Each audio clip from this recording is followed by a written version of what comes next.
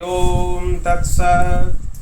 श्रीमते रामचंद्राय नमः। ओम परमहंसा स्वादित चरणकमल चिन्मकरंदाय भक्तजनमानस निवासाय श्रीरामचंद्राय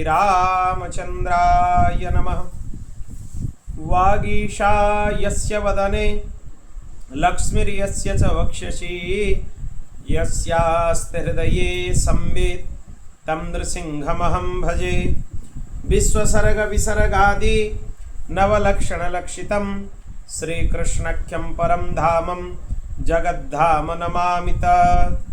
प्रह्लाद नारद पराशर पुण्डरीक व्यासं वरीश शुकशौनक भीष्मदाल्भ्यं रुक्माङ्गदार्जुन वसिष्ठ विभीषणादीन् पुण्यानिमन् परम भागवतान् नमामि। श्री सीतानाथ समारंभं श्रीरामानंदार्य मध्यमम् अस्मदाचार्य पर्यन्तं वन्दे श्री गुरु परंपरां।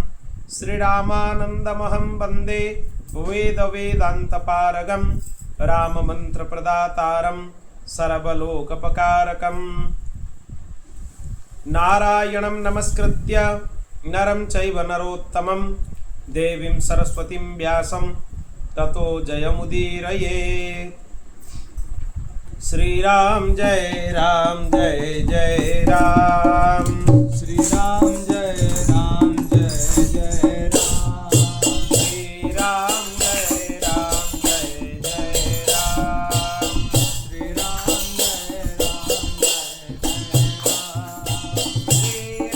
जय राम जय जय राम। श्रीराम जय राम जय जय राम। श्रीराम जय राम जय जय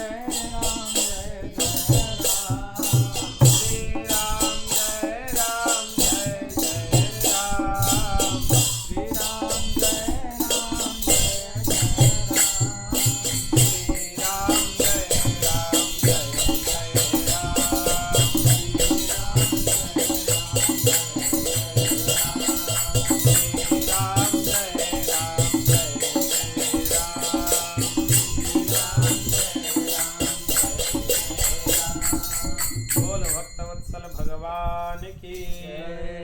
श्री सीतारामचंद्र भगवान की।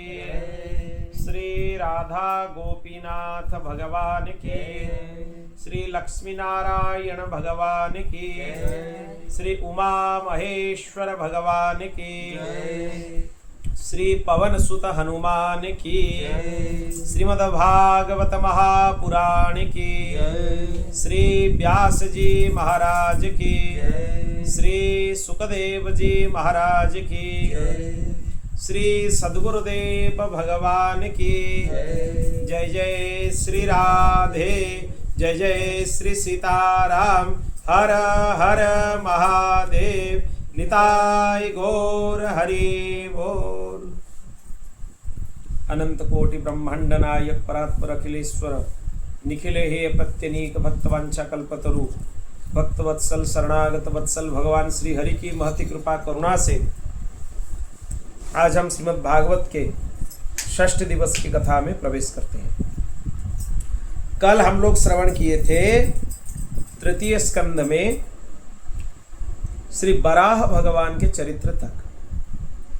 हिरण्यक्ष का उद्धार हुआ भगवान बराह के श्री करकमलों से। फिर आगे की कथा हम यहां से श्रवण करना प्रारंभ करते हैं। महिम प्रतिष्ठा मध्यस्य सौते स्वायंभुवो मनुः कन्यन्वतिष्ठद्वाराणि मर्गाया वरजन्मनाम्। सौनक जी बोल रहे हैं कि स्वयंभु मनु जब उनको पृथ्वी प्राप्त हो गई, हिरण्याक्ष का वध हो गया, फिर वहां पे वो सृष्टि के विस्तार कैसे करने लगे, उनके पुत्र पौत्र आदि के द्वारा सृष्टि का विस्तार कैसे हुआ और आगे का चरित्र उसमें क्या है आदि सब प्रश्न उनको किया गया। यही प्रश्न विदुर जी ने भी मैत्रेय जी को पूछे कि आगे आप बताइए सृष्टि का विस्तार कैसे हुआ।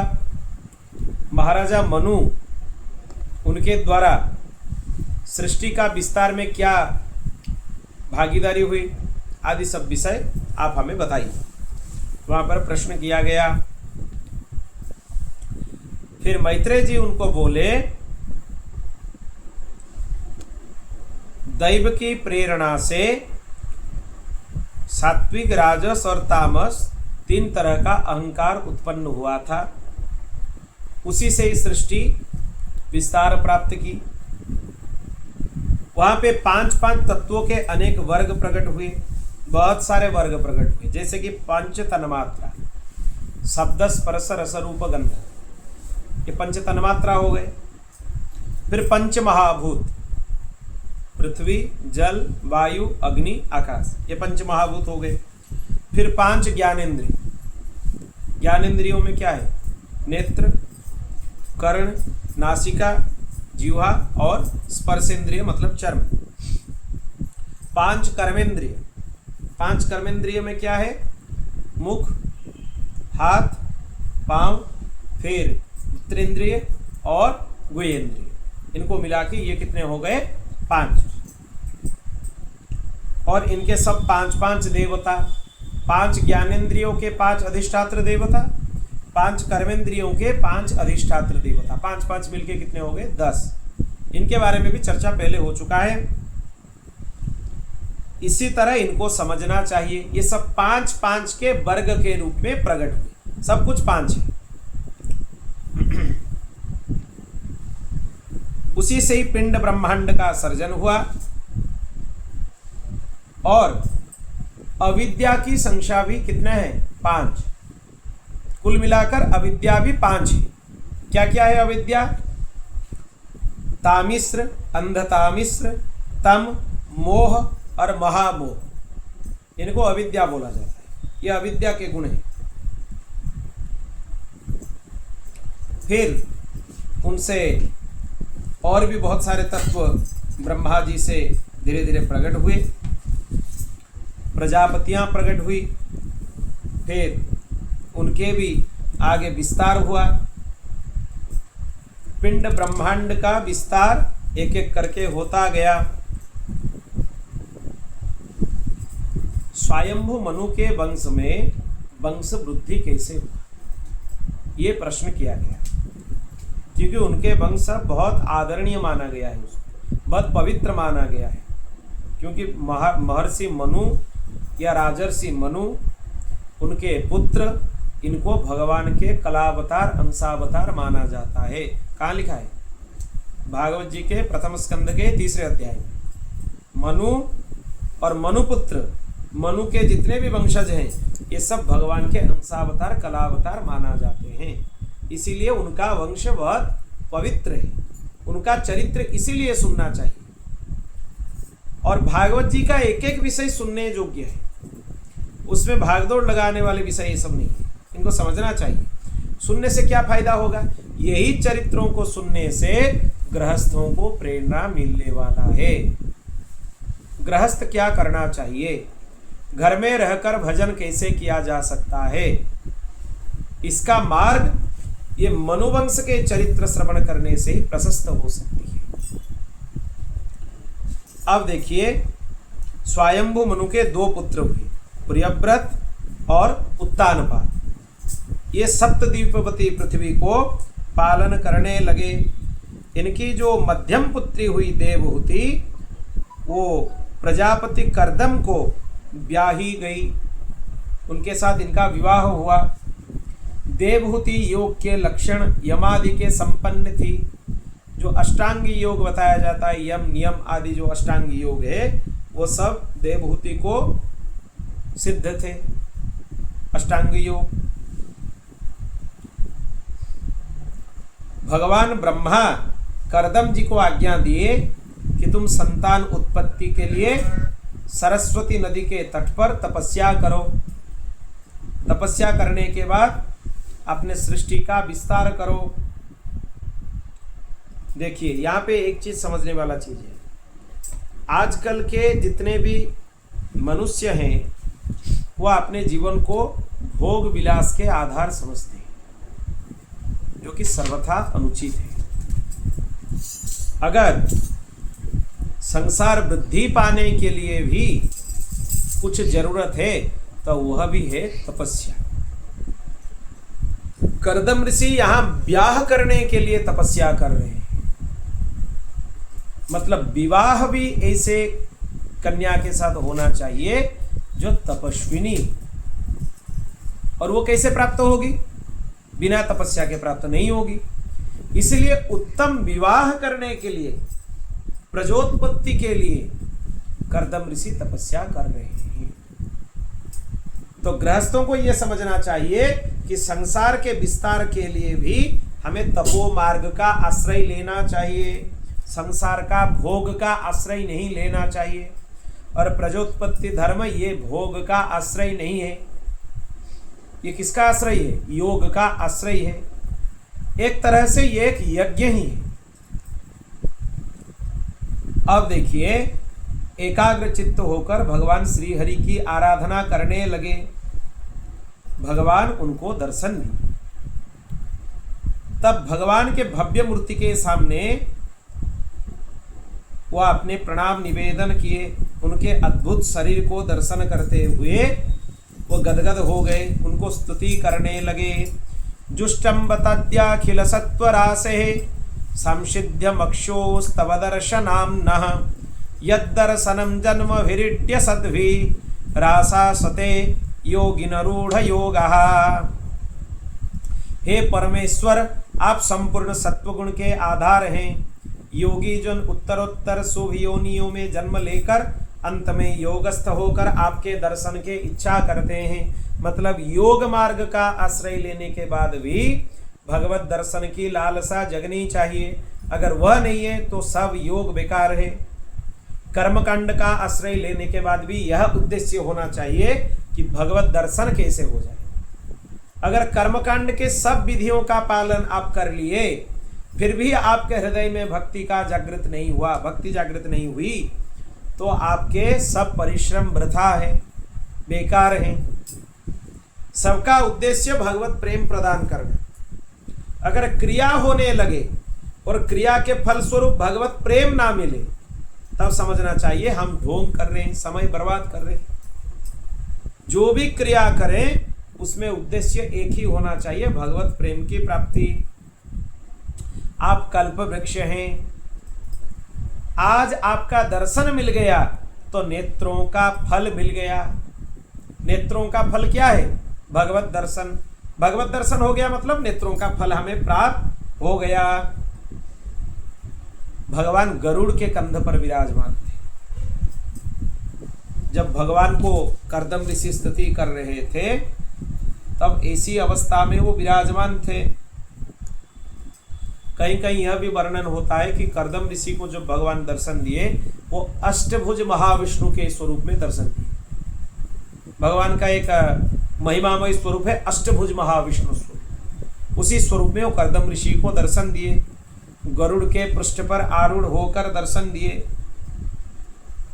भगवान उनको बोले कि जिसके लिए तुमने मेरी आराधना की है, उसके लिए हम पहले से व्यवस्था कर दी है। क्या व्यवस्था? आगे स्वयंभू मनु यहाँ पर आएंगे, अपने पत्नी के साथ आएंगे। उनके पत्नी है महारानी शतरूपा, तुम्हें मिलने के लिए आएंगे। और उनके कन्या देवहूति अभी विवाह के योग्य है और तुम उसके सर्वथा योग्य हो, इसीलिए तुम्हें वो आकर कन्या अर्पित करके जाएंगे, कन्यादान करके जाएंगे। तुम्हारे पास आएंगे, वो स्वयंभू मनु आएंगे, शतरूपा आएंगे, क्योंकि ये तुम्हारे तपस्या का फल है। तुम तपस्या इसीलिए किए कि हमें एक तपस्विनी पत्नी प्राप्त हो। और जो देवहूति है वो तपस्विनी भी है और योग मार्ग में भी प्रवीणा है। इसीलिए वो खुद आकर तुम्हारे पास अपनी कन्या को अर्पण करके चले जाएंगे। और आगे यही कन्या तुम्हारे तेज को अपने गर्भ में धारण करके 9 कन्याएं उत्पन्न करेगी। फिर तुम्हारे कन्याओं का विवाह मरीचि आदि ऋषियों से होगा। तुम मेरी आज्ञा का पालन करो। एक बहुत अच्छा चीज यहाँ पे भगवान बोले हैं,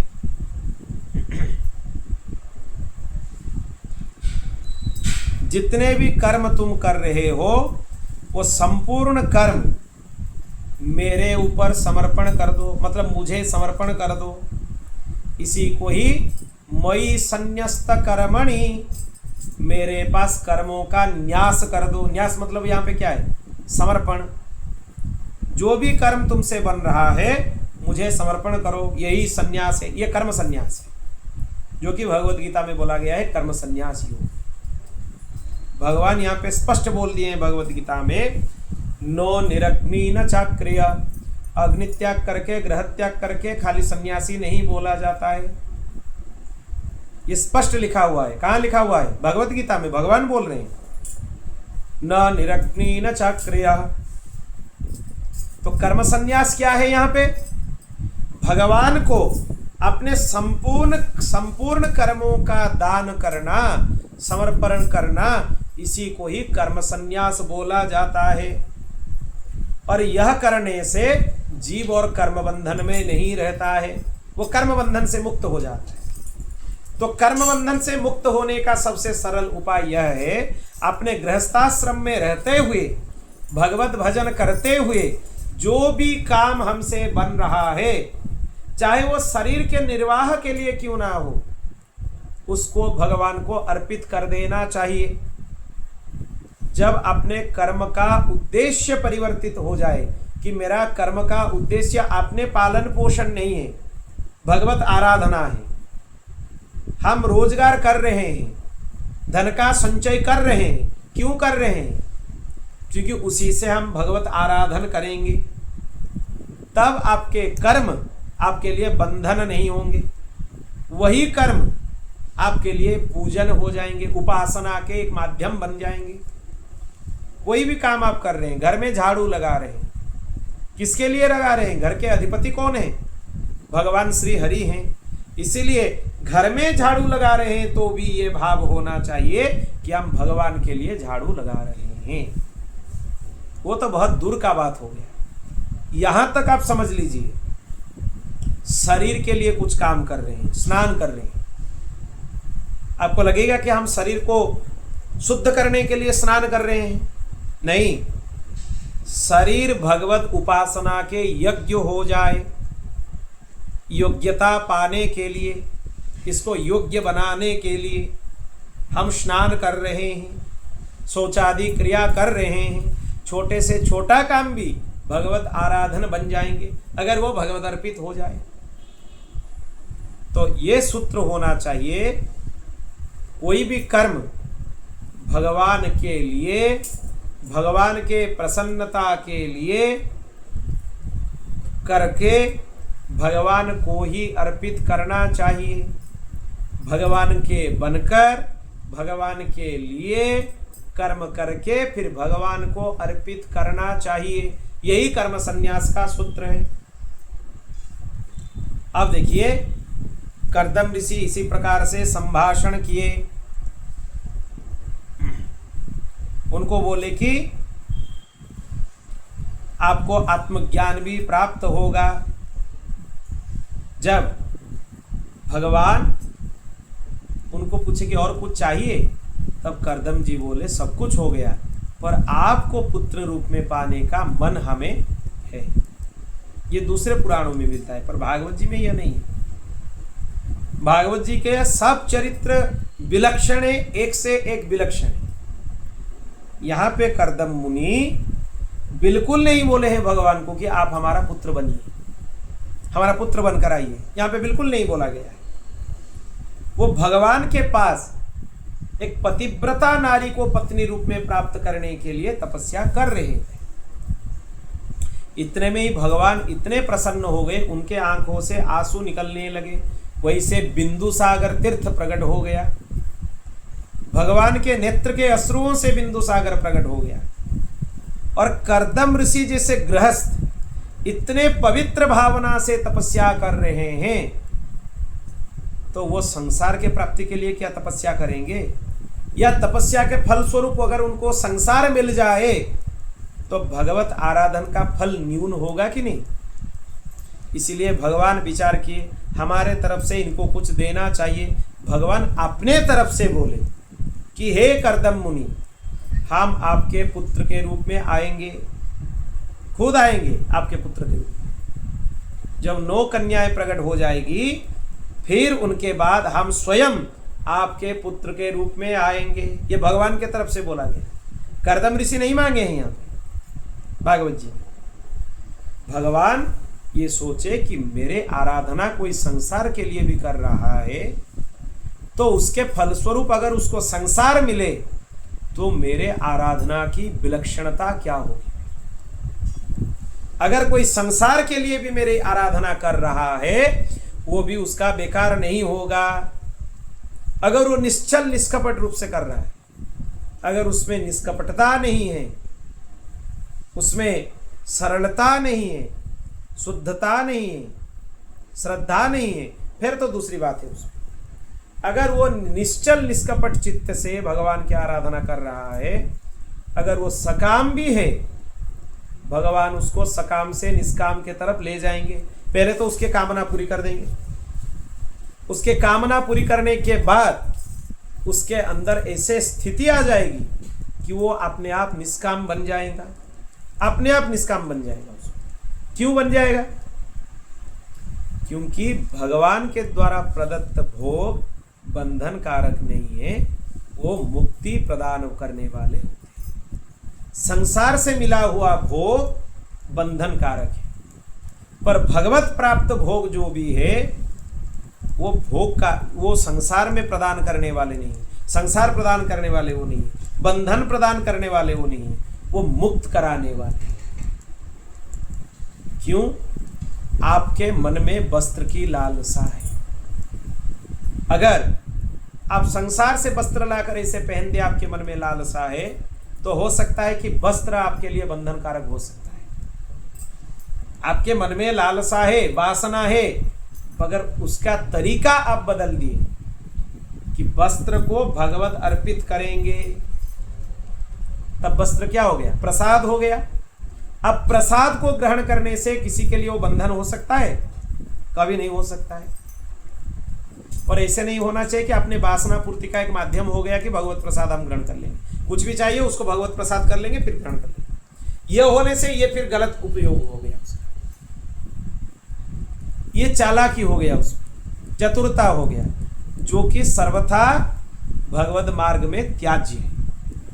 होना यह चाहिए कि आपको भगवत अर्पित करना है और प्रसाद रूप में ग्रहण करना है। बार बार वो चीज वासना के रूप में आप कर रहे हैं, तब वो दूसरी चीज हो सकती है। इसीलिए भगवान को अगर कुछ मांगा जाए निश्चल निष्कपट चित्त से, भगवान उसको प्रदान करेंगे। फिर उसके तुरंत बाद भगवान भक्त को निष्काम बना देंगे, उसके मन भोग में लगेगा ही नहीं। ये भक्ति का लक्षण है। अगर सच में आप भक्ति कर रहे हैं, आप सकाम हैं, कुछ दिन के बाद आपके मन अपने आप निष्काम हो जाएगा। अगर हो रहा है तो समझ लीजिएगा भक्ति आपसे ठीक ठीक बन रहा है। अगर फिर भी आपको संसार का भोग चाहिए, वासना चाहिए, संसार का कोई वृत्ति चाहिए, तो समझ लीजिए उसमें आप घाटे का सौदा कर रहे हैं, उसमें आपका कोई लाभ नहीं होने वाला है, हानि होने वाला है। बोल भक्तवत्सल भगवान की। फिर भगवान श्री हरि वहां से चले गए वैकुंठ लोक को, और ऋषि कर्दम वहां पे अपेक्षा करने लगे उसी क्षण का, कब वहां पे महाराजा मनु आएंगे, अपने पत्नी शतरूपा को लेकर आएंगे और अपने मध्यम पुत्री देवहूति को वहां पे अर्पण करके चले जाएंगे। वहां तक वो अपेक्षा करने लगे। यहाँ महाराजा मनु अपने पत्नी शतरूपा और उनके पुत्री देवहूति को लेकर पहुंचे, रथ पर आरूढ़ होकर पहुंचे। और फिर पहुंचने के बाद वहां पे जो बिंदु सरोवर था उसके तट पर आकर पहुंच गए। ये बिंदु सरोवर के बारे में कुछ लिखा है इसमें यस्मिन् भगवतो नेत्रान् न्यपतन् अश्रुबिन्दवः कृपया संपरीतस्य प्रपन्नेर्पीतया भृशम्। ये पहले हम बोल चुके हैं इसके बारे में। सरस्वती के जल से भरा हुआ बिंदु सरोवर वह स्थान है जो करुणता से भगवान के श्री नेत्रों से जरी हुई अश्रुओं का वहां पे संरक्षण करके रखा गया है। वो भगवान के नेत्र बिंदु ही बिंदु सरोवर बन गया। वहां पर आकर महर्षि मनु, उनकी पत्नी शतरूपा और उनकी मध्यम कन्या देवहूति आकर पहुंच गए। फिर मनु वहां पे ऋषि कर्दम के पास जाकर उनको प्रणाम किए और वहां पे ऋषि कर्दम अपने नित्य अग्निहोत्र पूरा करके वहां पे बैठे हुए। कुछ क्षण के बाद दोनों में वार्तालाप शुरू हो गए।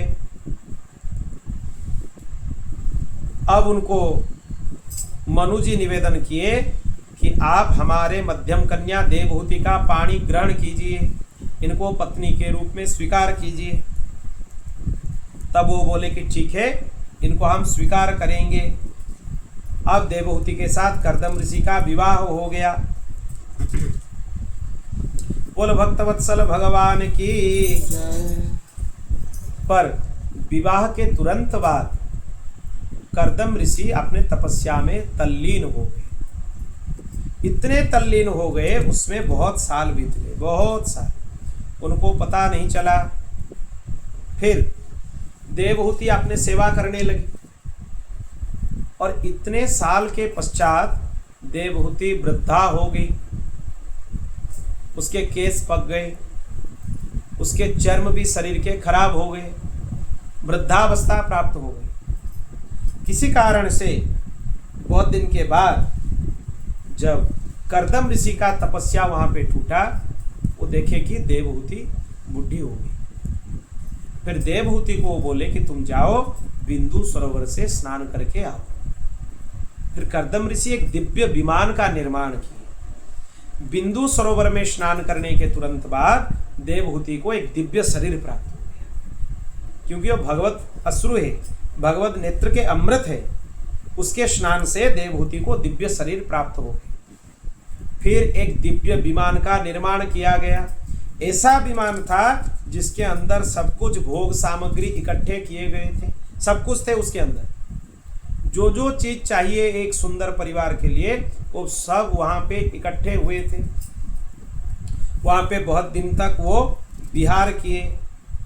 फिर जब वहां से वो निकले, उनके साथ 9 कन्याएं भी वो विमान से नीचे आ गई, मतलब 9 कन्या वहां पे प्रकट हो गए।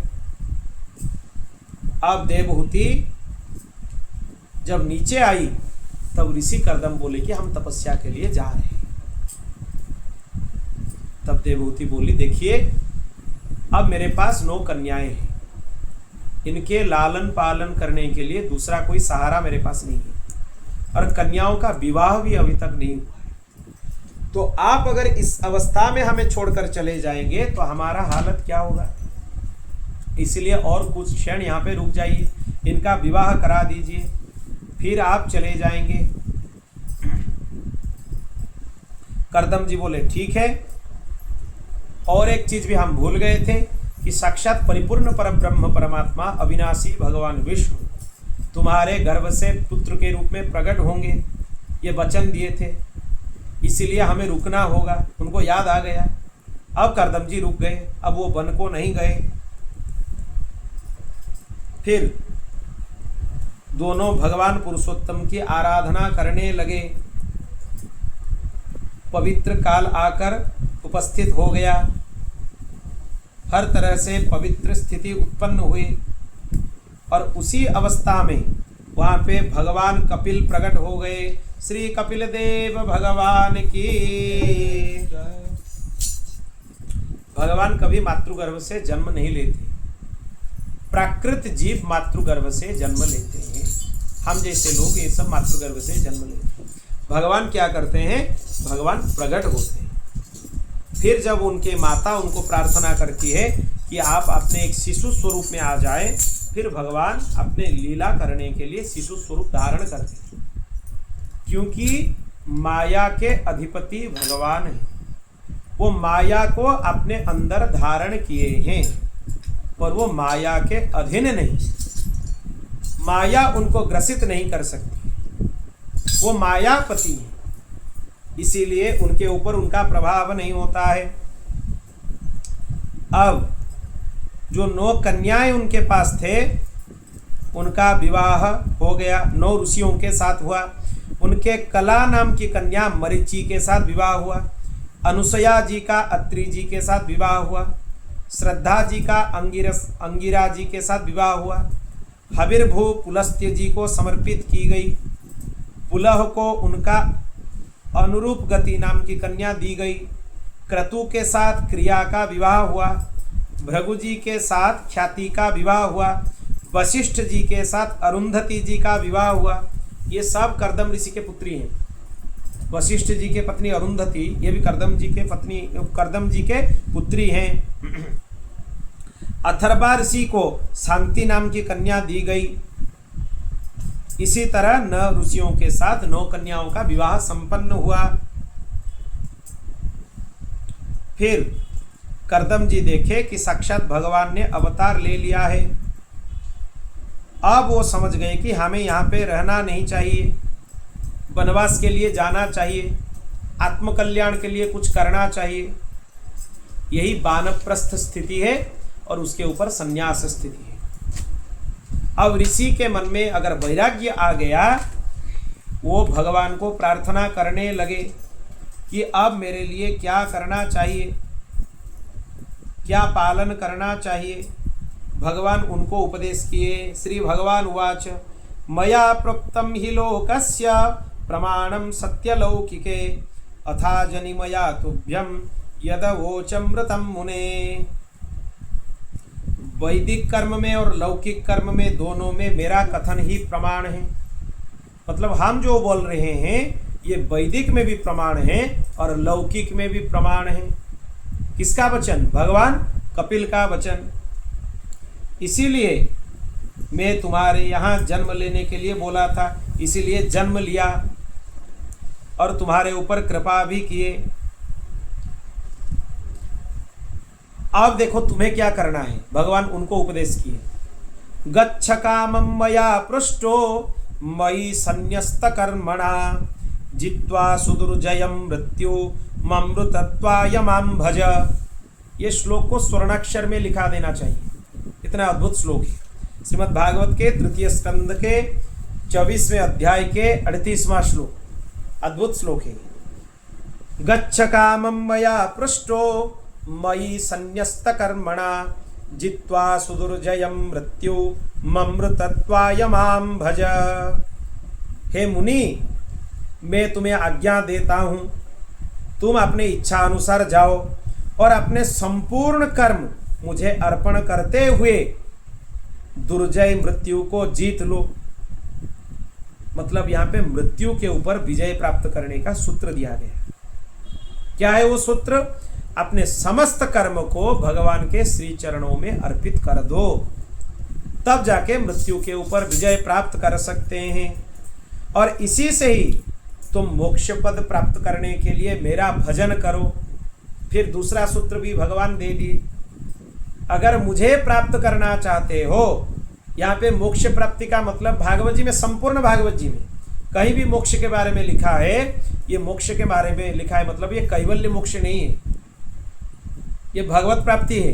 भगवत प्राप्ति को ही मोक्ष बोला जाता है। और एक चीज भी यहाँ पे समझ लीजिए, स्वर्ग प्राप्ति के भी जितने वचन यहाँ पे प्राप्त होते हैं भागवत जी में, वो स्वर्ग मतलब भगवान विष्णु हैं। भगवान विष्णु के प्राप्ति ही स्वर्ग प्राप्ति है। यहाँ पे स्वर्ग मतलब स्वर्ग आदि लोकों की प्राप्ति नहीं है, नहीं तो अनर्थ हो जाएगा। पहले स्कंद के पहले अध्याय से ही अनर्थ हो जाएगा, क्योंकि वहां पे लिखा है सत्रम स्वर्गाय लोकाय सहस्र सममाशत। स्वर्ग लोक के प्राप्ति के लिए नैमिषारण्य में 1000 साल तक सत्र किया जा रहा है। अर्थ उल्टा हो जाएगा ना उसमें। तो इसीलिए स्वर्ग मतलब भगवान विष्णु, स्वर्गाय विष्णवे। ये सब टीकाकार ग्रहण किए हैं। भागवत जी के जितने भी प्रामाणिक टीका हैं, चाहे वो क्रम संदर्भ हो, विश्वनाथ चक्रवर्ती पाद का सारार्थदर्शिनी हो, या श्रीधर स्वामी का श्रीधरी टीका हो, वंशीधरी हो, या कोई भी प्रामाणिक आचार्यों का टीका है, उसमें यह बताया गया है कि स्वर्ग शब्द का मतलब यहाँ पे क्या है, विष्णु, भगवत प्राप्ति। और मोक्ष शब्द का अर्थ भी यहाँ पे कैवल्य मोक्ष नहीं है, यहाँ पे मोक्ष का मतलब क्या है, भगवत प्राप्ति। तो इसीलिए भगवत प्राप्ति करने का साधन क्या है, मेरा भजन करो, मेरा नाम स्मरण करो, नाम कीर्तन करो, यही साधन है। ये अद्भुत श्लोक है। ये उपदेश करने के बाद अब कर्दम मुनि वहां से चले गए, वन की ओर चले गए। फिर माता देवहूति भगवान को प्रणाम करते हुए प्रश्न करने लगी। यहीं से कपिलोपाख्यान के कपिल गीता जिसको बोला जाता है, यहां से प्रारंभ होता है। ये भागवत जी का सबसे विलक्षण चरित्र है, सबसे अद्भुत चरित्र है। इसमें भक्ति के बारे में ये सांख्य है, और ये विलक्षण सांख्य है। षड्दर्शनों में सांख्य को एक दर्शन माना जाता है। जैसे वेदांत दर्शन है, वेदांत मतलब ब्रह्मसूत्र है, उसके साथ योग है, पूर्व मीमांसा है, उत्तर मीमांसा ब्रह्मसूत्र को ही बोला जाता है। 3 हो गए। वैशेषिक दर्शन है, न्याय दर्शन है, और छठा सांख्य दर्शन है। ये जो सांख्य दर्शन है, जो सांख्य दर्शन अलग मिलता है दर्शनों में, वो निरीश्वरवादी सांख्य दर्शन है, जिसमें ईश्वर की सत्ता को स्वीकार नहीं किया गया है। पर भागवत जी में जो सांख्य है, कपिल भगवान के जो सांख्य योग है, ये विलक्षण है, अद्भुत है। ये भक्ति परक सांख्य है। सांख्य का वर्णन तो किया गया है, पर निरीश्वरवादी सांख्य नहीं है, ईश्वरवादी सांख्य है। पग पग पर भक्ति का वर्णन किया गया है, इसीलिए अद्भुत सांख्य योग है। देवहूति माता प्रश्न कर रही है, निर्वर्णानितरां भूमन् न सदीन्द्रियतर्षणात् येन संभाव्यमानेन प्रपन्नान्धं तमः प्रभो। हे भगवान, हे प्रभो, इंद्रियों की लालसा में मैं उब गई हूँ। इनकी लालसा पूरी करते करते मैं अंधकार में, अज्ञानांध में पड़ी हुई हूँ। इंद्रियों को तृप्त करने के लिए जितने भी चेष्टा किया जाए वो वृथा है। इंद्रियों को कोई तृप्त नहीं कर सकता है, कोई नहीं कर सकता है। आप इंद्रिय लालसा को तृप्त करने के लिए कोई चीज, कोई सामान आपको चाहिए, आप ले आएंगे, वो लंबी उम्र तक आपको सुख प्रदान नहीं कर सकता है। वो एक संक्षिप्त समय तक आपको सुख प्रदान कर सकता है। जब उसका काल पूरा हो जाए, आपको फिर नया चीज चाहिए, नया सामान चाहिए। इसका मतलब ये हुआ कि कोई भी चीज यहाँ पे आपको स्थिर सुख प्रदान नहीं कर सकता है। इसीलिए इंद्रियों की लालसा को तृप्त नहीं करना चाहिए। भगवान क्या बोल रहे हैं, देखिए, योग आध्यात्मिक पुंसाम मतो निःश्रेयसाय मे अत्यंतो परतिर्यत्र दुखस्य च सुखस्य च। हे माता, यह मेरा निश्चय है कि आध्यात्म योग ही मनुष्यों के आत्यंतिक कल्याण का मुख्य साधन है। अगर कल्याण चाहिए तो आध्यात्म मार्ग में चलना शुरू कर दो, इसी से ही सुख दुख की निवृत्ति हो जाती है। दूसरा प्रयास करने का कोई जरूरत नहीं है, इसी से ही सब कुछ निवृत्त हो जाते हैं।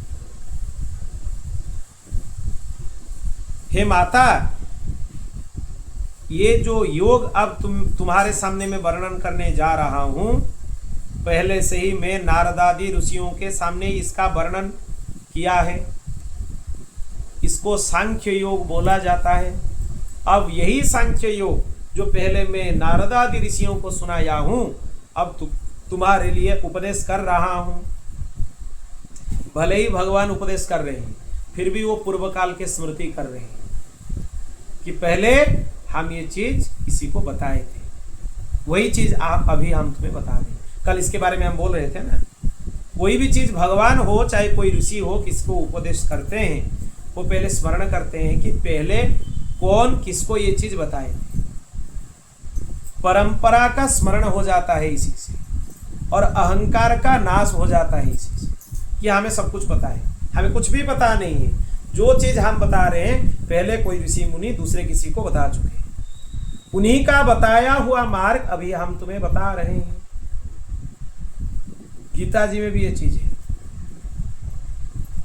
अब देखिए भगवत गीता निकाल कर, पहले ये ज्ञान अर्जुन में सूर्य को दे चुका हूं।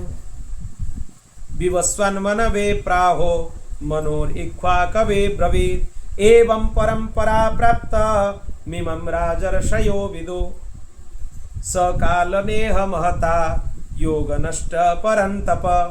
भगवत गीता में स्पष्ट लिखा हुआ है एवं परंपरा प्राप्त।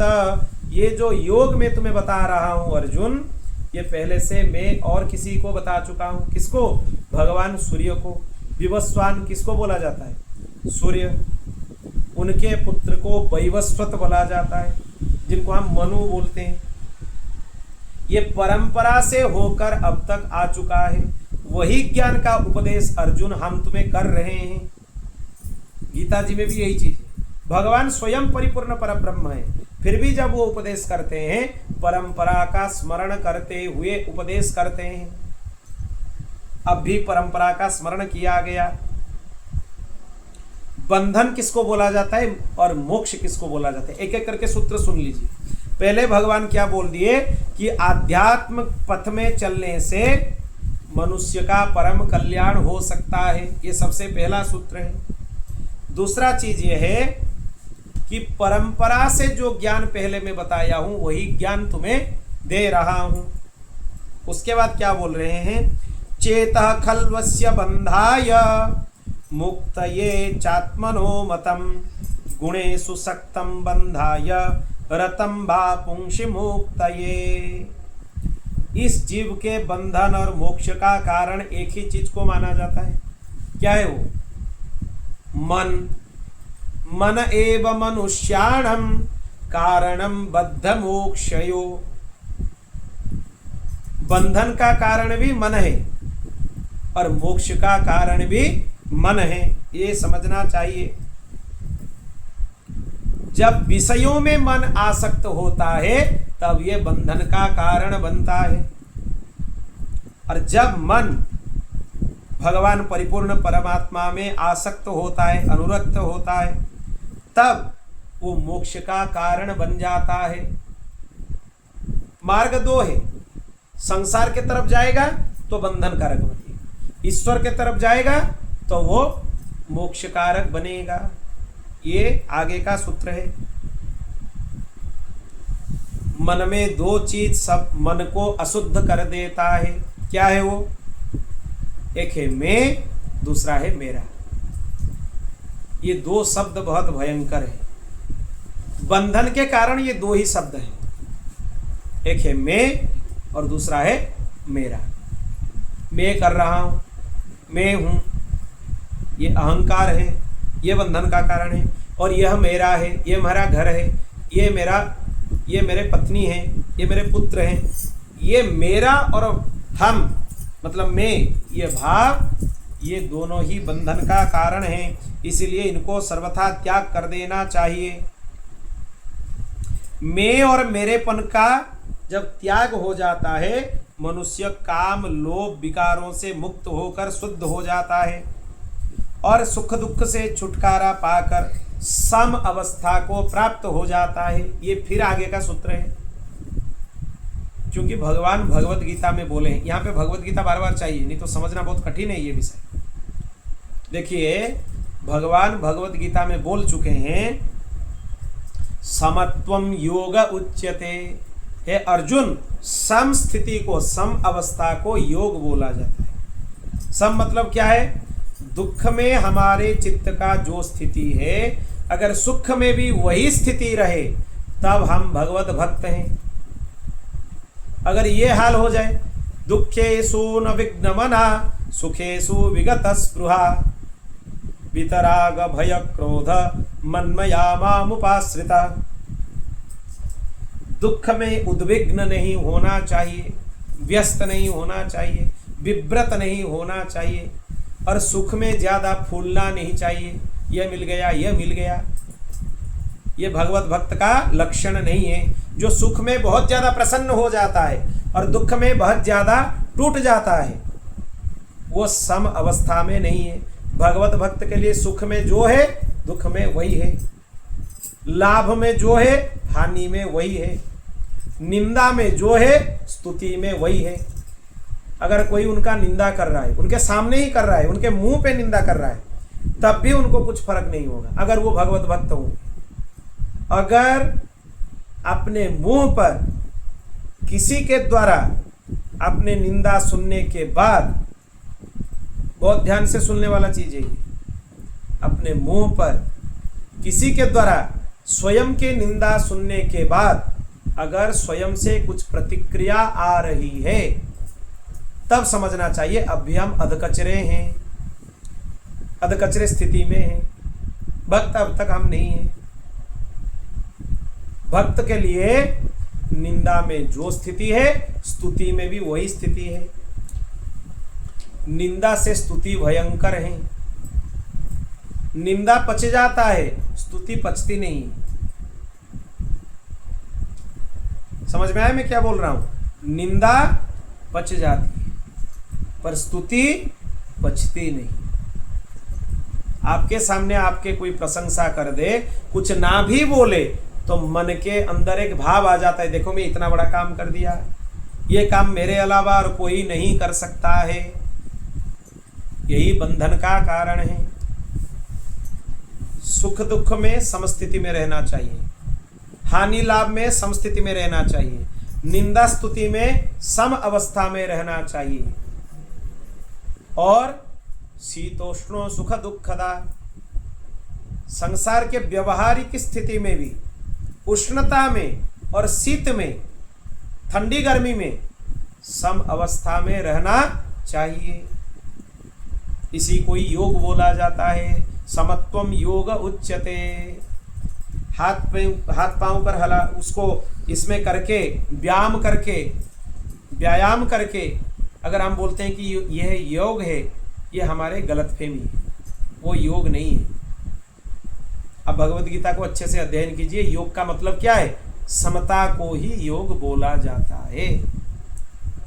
इसीलिए भगवान बोलते हैं तपस्वी अधिको योगी ज्ञानिभ्यो विमतोधिक कर्मिभ्यश्चाधिको योगी तस्माद् योगी भवार्जुन। हे अर्जुन, योगी सबसे ऊपर हैं, तपस्वी से भी योगी श्रेष्ठ हैं, कर्म योगी से भी योगी श्रेष्ठ हैं। कर्मियों से मतलब कर्मकांड करने वालों से, यहां पे तात्पर्य यह है। और ज्ञानियों से भी श्रेष्ठ योगी है। सबसे श्रेष्ठ क्या है? योगी सबसे। पर योगी कौन है? जो समता में रहता है, वही योगी है। और यह समता कैसे प्राप्त होगा हमें? अगर दो चीज हम छोड़ दें, मैं और मेरा, तब जाके हमें समता प्राप्त हो सकते हैं। तब जीव अपने ज्ञान वैराग्य और भक्ति से युक्त हृदय को, आत्मा को प्रकृति से परे भगवान में लगा देना चाहिए, भगवान का अनुभव करना चाहिए। प्रकृति से ऊपर लेने का मतलब क्या है? प्रकृति मतलब पंच तन्मात्रा, शब्द स्पर्श रस रूप गंध, यह हमें खींचते रहते हैं। कोई संसार की कोई शब्द हमें सुनाई दे रहा है, वह अपने तरफ हमें खींच लेता है, उससे खुद को बचाना है। स्पर्श, ये स्पर्श सुख के कारण मनुष्यों का बहुत पतन हो जाता है, वहां से भी खुद को बचाना है। रस, रसनेन्द्रिय, बहुत सुंदर सुंदर स्वाद की इच्छा उसमें प्रकट होते हैं, उसको नियंत्रित करना चाहिए। रूप, सुंदरता जिसमें है संसार में, उसके तरफ हम अपने नेत्रों से आकृष्ट हो जाते हैं, वहां से अपने नेत्रों को बचाना है। और गंध, सुंदर गंध ग्रहण करने के लिए हमारे जो नासा हैं, वो उसके तरफ आकृष्ट हो जाते हैं, उसको भी नियंत्रित करना है। यही प्रकृति हो गई यहाँ। और क्या है? पंच महाभूत, उनके तरफ भी आकृष्ट होना नहीं चाहिए। पंच ज्ञानेंद्रिय, पंच कर्मेंद्रिय, उनके तरफ भी आकृष्ट नहीं होना चाहिए। ये सब प्रकृति में आते हैं। मन, बुद्धि, चित्त, अहंकार, ये अंतकरण चतुष्टय हैं। इनको भी नियंत्रित करके भगवत चरणों में लगा देना चाहिए, तब जाके आसक्ति का नाश हो सकता है। जो मेरे परायण होकर मेरे पवित्र कथाओं का श्रवण करते हैं, कीर्तन करते हैं और मुझ में ही चित्त लगाकर उनके संसारों के काम करते रहते हैं, उनको पाप स्पर्श भी नहीं कर पाता है और संसार का कोई ताप भी स्पर्श नहीं कर पाता है।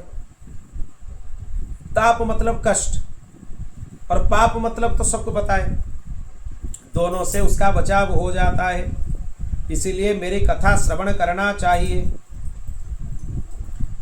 बार बार मेरे कथाओं का श्रवण करना चाहिए। मेरे कथाओं का श्रवण करने से भगवत मार्ग में श्रद्धा, प्रेम और भक्ति क्रमश विकास होते हैं।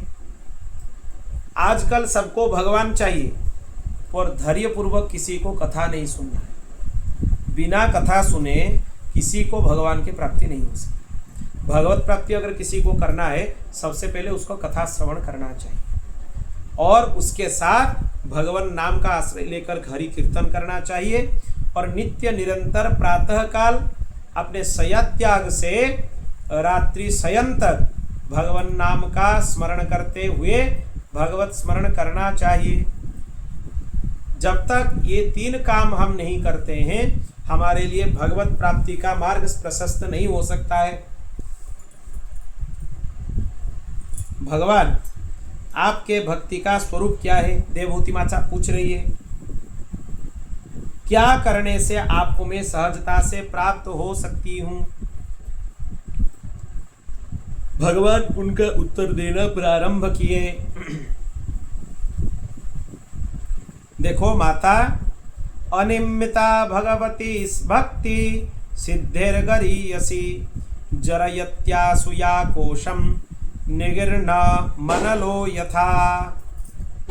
माता, जिसका चित्त भगवान में लग गया है, जो शास्त्र में बताए गए कर्मों का अनुष्ठान करता है, मतलब शास्त्र का उल्लंघन नहीं करता है अपने कर्म में, और अपने कर्मेंद्रिय ज्ञानेंद्रियों को भगवान के चरणों में समर्पित कर देता है, वही भगवान की अहेतुकी भक्ति है और उसी को ही भगवान का भक्त बोला जाता है। ये मुक्ति से भी बढ़कर है माता, भक्ति मुक्ति से भी बढ़कर है। भक्ति के सामने मुक्ति का कोई सत्ता ही नहीं है और ये भक्ति आने से संसार के समस्त कर्मों को भस्म कर देता है। उसमें अब आगे भगवान क्या बोल रहे हैं? मेरे चरणों में प्रीति रखने वाले, मेरे प्रसन्नता के लिए कार्य करने वाले सब भक्त जितने भी हैं, वो कभी भी मोक्ष के इच्छा अपने मन में नहीं रखते हैं। दीयमाने न गृह्णन्ति बिना मत्सेवनम यना। जितने भी मेरे भक्त हैं, उनको अगर भक्ति के अलावा कोई मुक्ति प्रदान की जाए, कोई दिव्य लोकों की भोग प्रदान किया जाए, तो उसको वो ग्रहण नहीं करते हैं। वो साफ मना कर देते हैं कि हमें यह नहीं चाहिए। इसी से ही मेरे लोक की प्राप्ति हो जाते हैं। माता जी, जो इहलोक में और परलोक में, दोनों लोक में अपने सब कुछ को मेरे चरणों में समर्पित करके मेरा भजन करते हैं, उनको मैं मृत्यु रूपी संसार सागर से पार कर देता हूँ। उन्हीं को मैं साक्षात भगवान हूँ। प्रकृति पुरुष का भी प्रभु मैं ही हूँ, समस्त प्राणियों का आत्मा मैं ही हूँ। इसी तरह से मुझे समझकर भजन करना चाहिए। और देवहूति माता प्रश्न की कि संसार की उत्पत्ति प्रभु कैसे हुआ, आप थोड़ा विस्तार से हमें बताइए। अब भगवान बोलते हैं, माता जो त्रिगुणात्मक है, अव्यक्त है, नित्य है, कार्य कारण रूप है, उसी को ही तत्व बोला जाता है और वही निर्दिष्ट तत्वों को प्रकृति बोला जाता है। तत्व तीन तरह के हैं, ईश्वर, जीव और प्रकृति। ये प्रकृति को ही हम लोग माया बोलते हैं। यहाँ पे प्रकृति मतलब परिवेश नहीं है हमारे चारों तरफ होने वाले। शास्त्रों में जहाँ पे भी प्रकृति शब्द प्राप्त होता है ये माया है, उसी को ही प्रकृति बोला जाता है। पंच महाभूत, पंच तन्मात्रा, 4 अंतःकरण, 10 इंद्रिय, इन 24 तत्वों के समूह को अच्छे से विद्वानों को समझना चाहिए। इन्हीं को ही 24 तत्व बोला जाता है। 24 हो गए कैसे? 5 महाभूत, 5 तन्मात्रा और 10 इंद्रिय मिलकर कितना हो गए? 20 और 4 हो गए मन, बुद्धि, चित्त और अहंकार। ये 4 अंतःकरण चतुष्टय हैं। इन्हीं से इस सृष्टि का विस्तार होने लगा।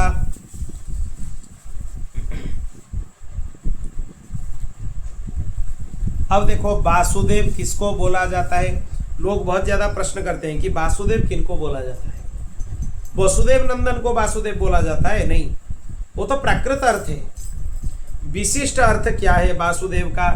कपिल देव भगवान बता रहे हैं, जत्तत् सत्वगुणं स्वच्छं शांतं भागवतः पदं यदा भूर्वासुदेवाख्यं चित्तं तन्मोहददा चित्तं तन्मोहदात्मकम्। जो सत्वगुणमय, स्वच्छ, शांत और भगवान की उपलब्धि का स्थान है, चित्त है, वही महतत्व है और उसी को वासुदेव बोला जाता है। मतलब जो चित्त भगवान को समर्पित हो चुका है उसी चित्त को हम क्या बोल सकते हैं? वासुदेव बोल सकते हैं। इसी को ही वासुदेव बोला गया है। चित्त का अधिष्ठाता देवता भगवान वासुदेव हैं। अहंकार के अधिष्ठात्र देवता भगवान रुद्र हैं और उपास्य देवता संकर्षण हैं। बुद्धि के अधिष्ठात्र देवता ब्रह्मा हैं। उपास्य देव प्रद्युम्न हैं। मन के अधिष्ठात्र देवता चंद्रमा हैं और उपास्य देव अनिरुद्ध हैं। ये भगवान के 4 व्यूह हो गए कि नहीं?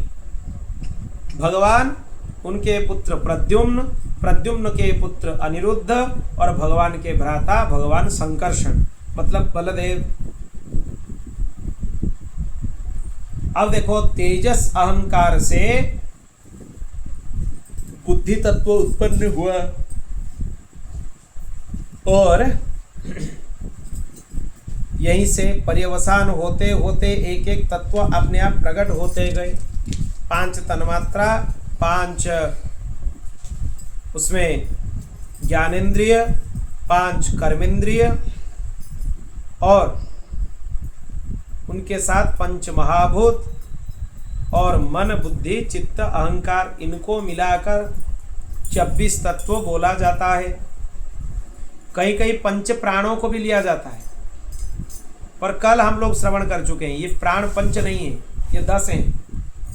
बाकी 5 का भी नाम कल हम श्रवण किए थे कथा में, इसीलिए यहाँ पे प्राणों का ग्रहण नहीं किया जाता है।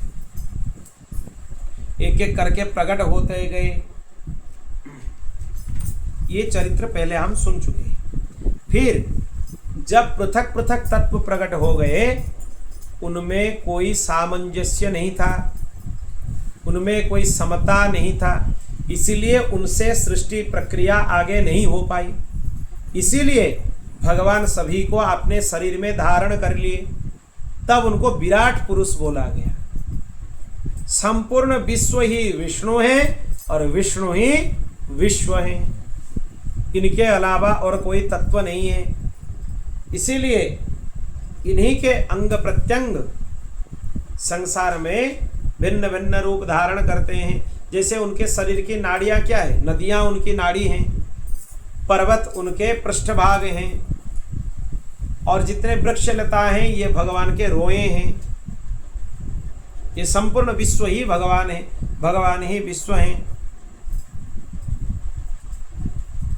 इसी तरह एक एक इंद्रिय प्रकट होते गए,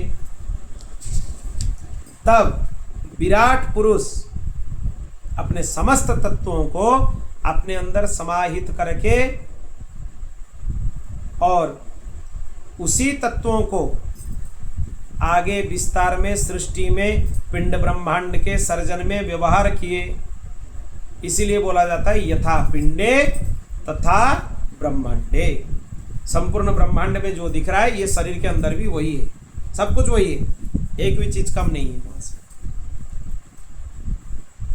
अब यहाँ पे पुरुष प्रकृति के विवेक से मोक्ष पद की प्राप्ति कैसे हो सकती है, इसके बारे में बताया जा रहा है। बोल भक्तवत्सल भगवान की। जब प्रकृति से अपना संबंध स्थापित किया जाता है और अहंकार से मोहित होकर मैं करता हूं यह मान लिया जाता है, तब यह बंधन कारक होता है। अगर जीव यह समझ जाए कि मैं बंधन कारक नहीं हूं, मैं कुछ कर नहीं रहा हूं, जो भी मेरे से हो रहा है किसके द्वारा हो रहा है, भगवान श्री हरि के द्वारा किया जा रहा है, अपने से कुछ नहीं हो रहा है। जो भगवान श्री हरि कर रहे हैं उसी का आज्ञा पालन करने के लिए हम काम कर रहे हैं, यह सोचने से और ये बंधन कारक नहीं होंगे। इसे बहुत तरीके से वहां पे मोक्ष प्राप्ति का मार्ग भगवान प्रशस्त किए। जैसे ही अग्नि में सब कुछ जलकर भस्म हो जाती है, भगवत शरणागत भक्तों के यहाँ उनके समस्त कर्म जलकर भस्म हो जाते हैं, सब जलकर राख हो जाते हैं। अब अष्टांग योग के बारे में बता रहे हैं, क्या क्या योग हैं शास्त्र सम्मत और कौन से योग का आचरण कैसे किया जा सकता है, ध्यान कैसे किया जाता है, इसके बारे में भी यहाँ पे बताया गया है। सबसे पहले तो जिसको आत्मज्ञान चाहिए या अपना कल्याण चाहिए, वो भगवान के श्री चरणों में जाकर अपने आप को समर्पित कर दे और यह मन में सोचे कि मैं तो भगवान का ही हूँ, मैं भगवान के भोग्य हूँ, मैं भगवान के योग्य हूँ और मैं भगवान के अंश हूँ। तीन चीजें, इसको हमारे पूर्वाचार्य बोलते हैं अकार त्रय संपन्न, अनन्य शेषत्व, अनन्य भोग्यत्व और अनन्य अर्हत्व। ये तीन को अकार त्रय संपन्न बोला जाता है। इसका मतलब क्या है, हम भगवान के हैं, सर्वोपरि भगवान के हैं, भगवान की प्रसन्नता के लिए यह सब काम हम कर रहे हैं, यह समझना चाहिए। तब यह बंधन कारक नहीं होगा, चित्त शुद्ध हो जाएगा। इसी से ही प्रारब्ध के अनुसार जो कुछ भी हमें मिल रहा है उतने में संतुष्ट रहना चाहिए। जो भी मिल रहा है अपने मन वाणी क्रिया से किसी को कष्ट नहीं देना चाहिए।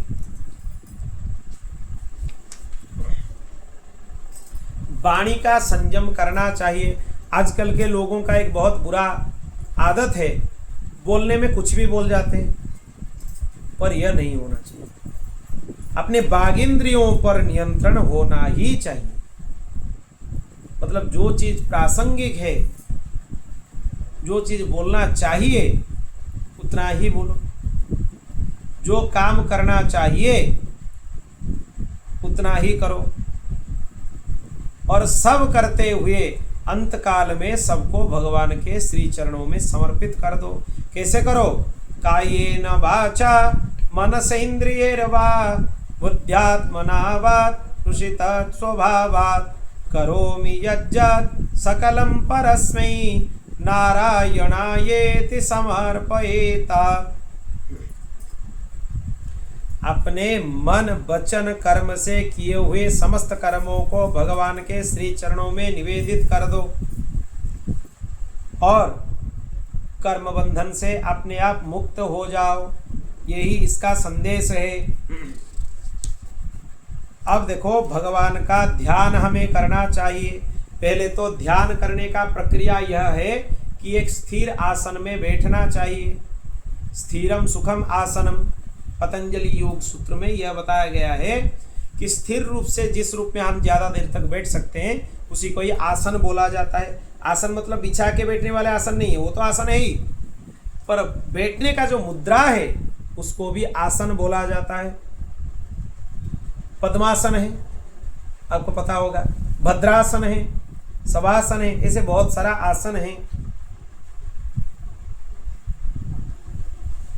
देखो, अपने उत्तम आसन पर बैठकर आचमन प्राणायाम करते हुए फिर आचमन प्राणायाम के बाद अपने जीव तत्व को शिव तत्व में लीन करना चाहिए। कैसे होगा? जीव तत्व मूलाधार चक्र में स्थित होता है और शिव तत्व मतलब परमात्मा तत्व है, वो परमात्मा तत्व यहाँ पे स्थित होता है, सहस्रार चक्र। तो मूलाधार चक्र से लेकर उस प्राण शक्ति को कहाँ पे पहुंचाना होगा? क्रिया शक्ति में, मतलब सहस्रार चक्र में। ये सहस्त्र दल कमल होता है यहाँ पे, यहीं पे उनको पहुंचाने से वहां पे भगवत तत्व मतलब पुरुष और प्रकृति का यहाँ पे मिलन होता है। क्योंकि आप देखेंगे यहाँ पे हमारे 3 स्नायु हैं, इड़ा, पिंगला और सुषुम्ना। सुषुम्ना बीच में है। इड़ा और पिंगला जैसे आपको पता होगा डीएनए जैसे दिखता है, वैसे ही दोनों ऐसे लपेट कर हैं। किसके ऊपर? सुषुम्ना के ऊपर। सुषुम्ना बहुत सूक्ष्म है, उसके अंदर से वो तेज यहाँ तक आता है और उसी के ऊपर ये दोनों ऐसे लपेट कर हैं। कौन सा दोनों? इड़ा और पिंगला। इड़ा पिंगला के द्वारा योग मार्ग में अपने शरीर को नियंत्रित करके आसन पर बिठाना चाहिए और आसन पर बैठने के बाद तुरंत भगवान के अद्भुत स्वरूपों का चिंतन करना चाहिए। देखिए, एक चीज यहाँ पे है, षट चक्र भेदन करना इसीलिए आवश्यक है क्योंकि वो शरीर में शुद्धता प्रदान करता है, पर उससे भगवत प्राप्ति नहीं हो सकती। भगवत प्राप्ति होने के लिए भगवत परायण होना जरूरी है। मतलब भगवत स्मरण आपको करना होगा, भगवत भजन आपको करना होगा, भगवान की सेवा यहाँ पे करना होगा। फिर प्राण वायु को प्राणायाम के द्वारा नियंत्रित करना चाहिए। प्राणायाम कितने तरीके का है? कितना है प्राणायाम? 3 है। एक है पूरक, दूसरा है कुंभक और अंतिम है रेचक। 3 है। पहले क्या किया जाता है? अपने वाम नासापुट से जो आपके गुरु मंत्र है, मूल मंत्र है, उसका 32 बार उच्चारण करते हुए प्राणवायु अपने शरीर में भरना चाहिए। फिर उसको कुछ क्षण तक शरीर के अंदर रखना चाहिए और उसी समय अंदर रखते हुए मूल मंत्र का या अपने संप्रदाय के बीज मंत्र का 64 बार जाप करना चाहिए। इसको कुंभक बोला जाता है। पहला क्या हुआ? पूरक, फिर अंदर क्या हुआ? कुंभक। अब जब बाहर निकालेंगे उसको बोला जाता है रेचक। जब बाहर प्राणवायु को हम निकालेंगे दूसरे नासापुटा से, फिर उसमें जाप कितना होना चाहिए? इसमें 16 बार जाप होना चाहिए। इसको समझ लीजिए। प्राणवायु भरने के समय 32 बार, वायु को अपने अंदर रोकते हुए 64 बार, फिर अंत में जब उससे निकालेंगे प्राणवायु को कितना करना चाहिए? 16 बार करना चाहिए। बोल भक्तवत्सल भगवान की। फिर भगवान के सुंदर स्वरूपों का ध्यान करना चाहिए। जिसमें हाथ में शंख चक्र गदा पद्म आदि आयुध भगवान ग्रहण किए हैं, धारण किए हैं, उनके वक्षस्थल में श्रीवत्स चिन्ह शोभायमान है और उनके गले में कौस्तुभ मणि वो भी चमक रहा है, वनमाला से सुशोभित हैं। ऐसे ही भगवान का ध्यान करना चाहिए। सबसे पहले ध्यान में भी किसका ध्यान करना चाहिए? भगवान के श्री चरणों का ध्यान करना चाहिए। कैसे चरण? संचिन्तयेत् भगवतश्चरणारविन्दं वज्रांकुशध्वज सरोरुहलाञ्छनाढ्यम् उत्तुङ्गरक्तविलसन्नखचक्रवाल ज्योत्स्नाभिराहतमहत् हृदयान्धकारम् संचिन्तये भगवत शरणारविंदम। भगवान के श्री चरणों का ध्यान करना चाहिए। भगवान के श्री चरणों में 4 चिन्ह प्रदान हैं। बाकी तो ऐसे कितने चिन्ह हैं भगवान के चरणों में? 48 चिन्ह हैं। चरण चिन्ह रघुवीर के संतनि सदा सहायका। उनमें जो 4 मुख्य हैं उनका नाम क्या है? कमल, ध्वजा, वज्र और अंकुश।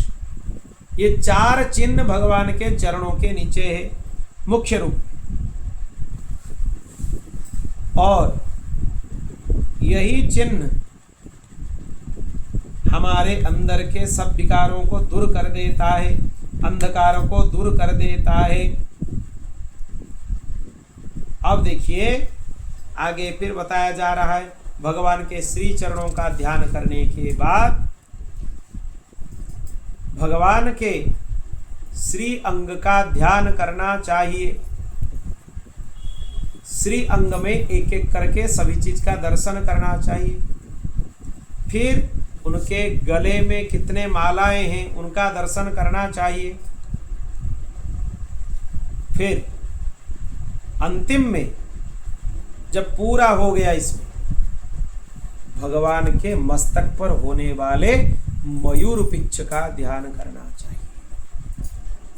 मयूर पिच्छ का एक विशेषत्व है, वो आपको, आपके हृदय को निश्चल निष्कपट बना सकता है। भगवान के पीतांबर का ध्यान करने से सब प्रकार के ऐश्वर्य प्राप्त हो सकते हैं। इसीलिए सच्चिदानंद घन स्वरूप परिपूर्ण पर ब्रह्म परमात्मा का इसी तरह से ध्यान करना चाहिए। ये श्लोक बहुत मुख्य है सब में। ये जो संचिंत है भगवत चरणारविंद, जब पूज्य भक्तमाली जी महाराज अपने दिव्य शरीर का त्याग किए, भगवत धाम में प्रविष्ट हो गए, पूज्य महाराज जी यही श्लोक का गान कर रहे थे उनके हाथ को पकड़कर। संचिंतये भगवत चरणारविंदम वज्रांकुश ध्वज सरोरुहलांछनाट्य आदि इसी प्रकार से स्तुति कर रहे थे। भगवान के वक्षस्थल में भगवती महालक्ष्मी का स्मरण करना चाहिए, उनका चिंतन करना चाहिए। अब भक्ति के बारे में बताया जा रहा है। देवभूति महारानी भगवान को पूछी कि भक्ति कैसे करना चाहिए, भक्ति का मर्म क्या है और काल की महिमा क्या है, समय का महिमा क्या है, यह हमें समझाइए। भगवान ने वहां पे कहा, माता जी भक्ति योग का अनेक प्रकार से प्रकाश होता है, अनेक प्रकार से। और जो भेददर्शी मनुष्य हैं उनके हृदय में हिंसा, दंभ, मात्सर्य आदि विकार प्रकट होते हैं। इसीलिए जब यह हमें पता चल जाता है कि कहाँ पे क्या भाव है, उसका सर्वथा त्याग करते हुए उसी भाव का भी परित्याग करना है। कोई वस्तु अगर बंधन है तो उसका भी परित्याग करना है, करके भगवान के श्री चरणों में अपने आप को समर्पित करना चाहिए। जो पाप क्षय करना चाहता है वो भगवान का पूजन करना चाहिए और भगवत उपासना करने से, भगवान के नित्य आराधना करने से अनंत कोटि बार गंगा स्नान का फल प्राप्त हो जाता है। अनंत कोटि, 1-2 बार नहीं, 10 बार, 100 बार नहीं, 1000 बार नहीं, अनंत कोटि। जो भगवान के प्रिय भक्त हैं, सालोक्य सार्ष्टि सामीप्य सारूप्यैका त्वमच्युता दीयमानं न गृह्णन्ति बिना मत्सेवनं जना। इसके बारे में हम पहले ही चर्चा कर रहे थे।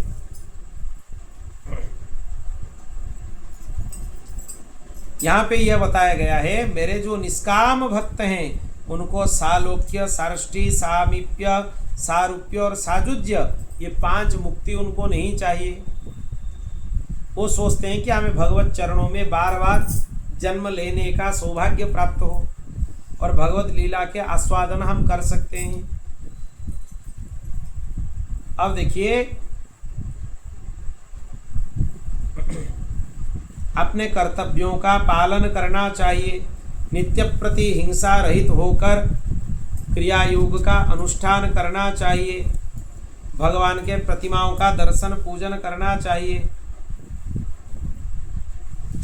बोल भक्तवत्सल भगवान की। अब देखिए, देह गेह में आसक्त पुरुषों की क्या गति होती है, उनके अधोगति होता है। वहां पे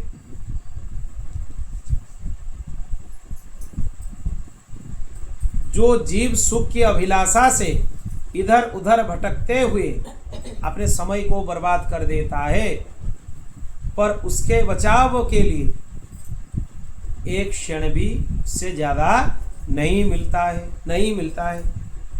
लोग अपने समय को कहाँ पर लगा देते हैं? संसार में लगा देते हैं। सोचते हैं बुढ़ापा आने वाला है, फिर तब हम भगवत भजन करेंगे,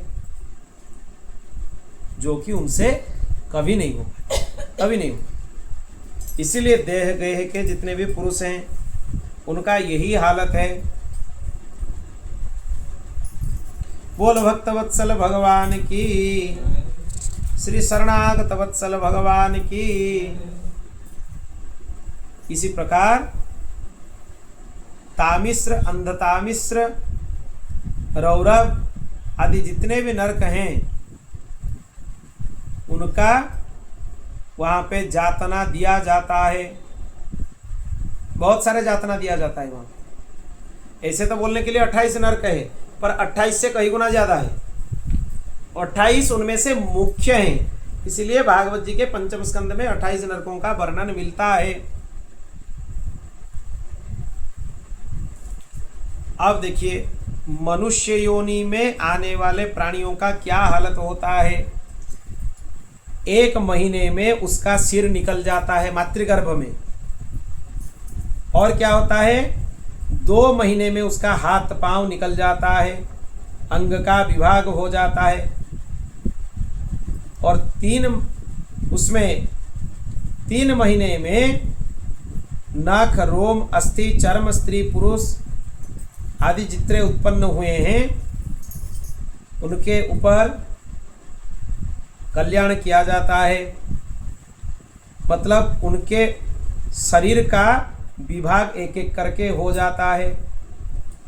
जब भगवान कल्याण नहीं करते हैं तब जीव का उत्पत्ति नहीं हो पाता है, गर्भ नष्ट हो जाता है। इसीलिए कल्याण शब्द यहाँ पे दिया गया है। ध्यान देने वाला चीज ये है, एक एक करके उसके शरीर में 7 धातुएं पैदा हो जाते हैं।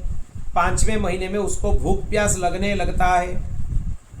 तब तक भी उसके शरीर के ऊपर चर्म का आवरण नहीं होता है। तब तक 6ठे महीने में उसके शरीर पर झिल्ली आदि आवरण बन जाते हैं और वो दाहिनी कोख में घूमने लगता है। फिर वो क्या हो जाता है, मलमूत्र के गड्ढे में पड़ा रहता है जीव। माता के जरिए खाए गए कड़वे, तीखे, गरम, नमकीन, रूखे, खट्टे, उग्र आदि जितने भी पदार्थ हैं वो खाने से जीव को पीड़ा होता है, बहुत ज़्यादा पीड़ा होता है। आप ऐसे ही देख लीजिए, आपके यहाँ से चर्म ऐसे निकल जाए, वहाँ पे थोड़ा वहाँ पे मिर्च लग जाए, कितना बुरा लगता है वहां पे, कितना कष्ट होता है। जीव के संपूर्ण शरीर में अब तक चर्म पूरा नहीं होता है, तब तक ये सब खाद्य अगर माता ग्रहण करे तो उसको बहुत कष्ट होता है। उसका सिर पेट की ओर तथा पीठ और गर्दन कुंडलाकार मुड़े रहते हैं। बोल भक्तवत्सल भगवान की।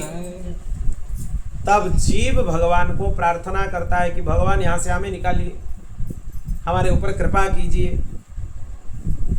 तो जब जीव भगवान को स्तुति करता है, प्रार्थना करता है,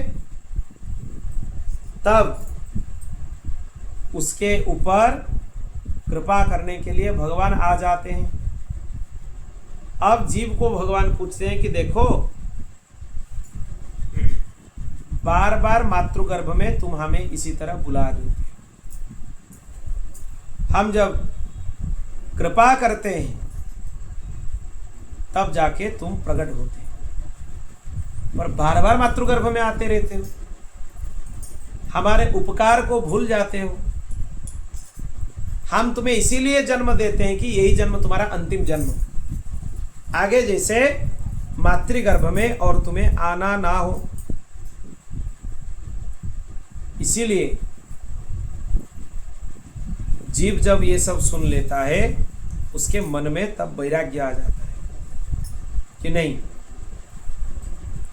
हमें जन्म लेने के बाद भगवत भजन ही करना है और कुछ नहीं करना है। ये जीव निश्चय कर लेता है, भगवान को बताता है, और भगवान यह बोलते हैं कि देखो, इस बार मैं तुम्हें उद्धार कर रहा हूं, निकाल रहा हूं गर्भ से, अब की बार हम नहीं आएंगे। तब जीव भगवान को बोलता है कि देखिए, मैं कलिमल ग्रसित प्राणी हूं, अगर मैं तुम्हें भूल जाऊं तो, तुम्हारे साथ जो मेरे वार्तालाप हुआ है, मैं तुम्हें बोला हूं कि और मातृगर्भ में हम नहीं आएंगे, इसी तरह अपने कल्याण का प्रयास करेंगे, अपने को संपूर्ण कल्याण प्रदान करेंगे, फिर अगर हम भूल जाएंगे तो प्रभु। तब भगवान बोलते हैं कि देखो, तुम भूल सकते हो पर हम नहीं भूलते, किसी भी तरीके से हम तुम्हें यह याद दिला देंगे कि तुम मुझे ये बोलकर आए हो कि यह जन्म तुम्हारा अंतिम जन्म है, आगे जन्म नहीं होने वाला है। बोल भक्तवत्सल भगवान की। इसी तरह जीव के बारे में बताया गया है।